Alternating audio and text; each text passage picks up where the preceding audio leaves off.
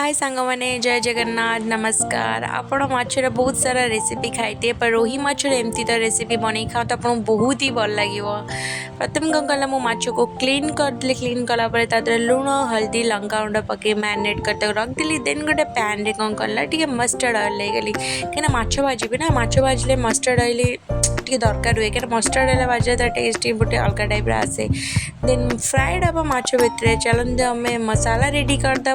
दुईटा पियाज कंचा लंका धनिया पत्र आपंकर अदा रसुण ता सहित मु जीरा ऐड करके देन टी पानी देदेली। पानी दे ब्लेंड करदेली।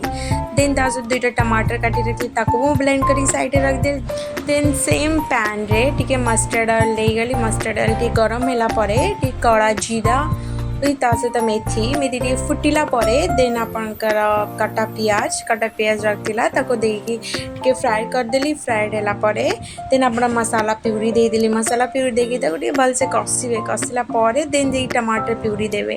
टमाटर प्यूरी मु देदेली। देन देदेला परे ताको टी भलसे मिक्स कर देबे।